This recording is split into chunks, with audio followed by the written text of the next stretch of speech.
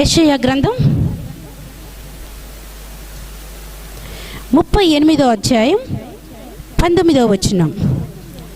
సజీవులు సజీవులే కదా నిన్ను స్తుతించెదరు, ఈ దినమున నేను సజీవుడనై నిన్ను స్తుతించుచున్నాను. హల్లెలూయా. ఆ పై వాక్య భాగంలో చూసినట్లయితే 18, పాతాళమున నీకు స్తుతి కలుగదు, మృతి నీకు కృతజ్ఞతా స్తుతి చెల్లింపదు, సమాధిలోనికి దిగువారు నీ సత్యమును ఆశ్రయించరు. హల్లెలూయా, హల్లెలూయా. ఈ వాక్య భాగంలో మనం గమనించినట్లయితే ఎవరు మృతి అని తెలియబడుతున్నదంటే, ఎవరైతే దేవుని స్తుతించరో, ఎవరైతే దేవుని మహిమపరచరో, ఎవరైతే దేవుని ఘనపరచరో వారంతా ఎవరంట?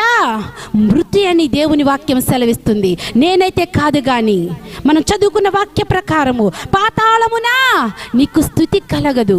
అవును ప్రియమైన దేవుని బిడ్డలారా, మృతి దేవుని స్తుతించలేదు, పాతాళములో దిగువారు దేవుని ఆశ్రయించరు, దేవుని స్తుతించరు. ప్రియమైన దేవుని బిడ్డలారా, మరి ఎవరు స్తుతిస్తారంటే సజీవులు మాత్రమే దేవుని స్తుతిస్తారు.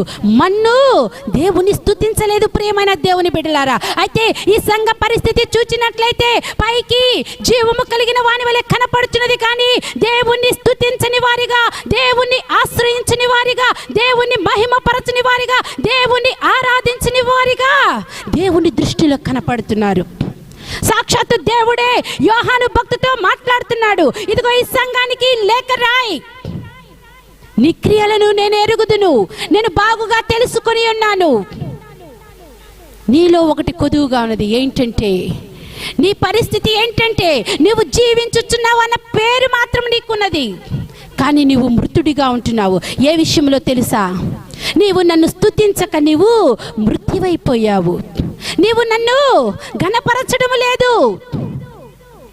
మృతులు ఏ రీతిగా మౌనముగా పడుకుని ఉంటారో ఆ స్థితిలో నీ సంఘ పరిస్థితి ఉన్నది.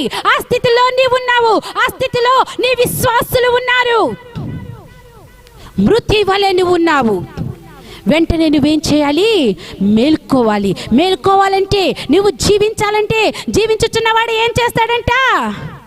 సజీవుడు ఏం చేస్తాడు? దేవుణ్ణి స్తుతిస్తాడండి.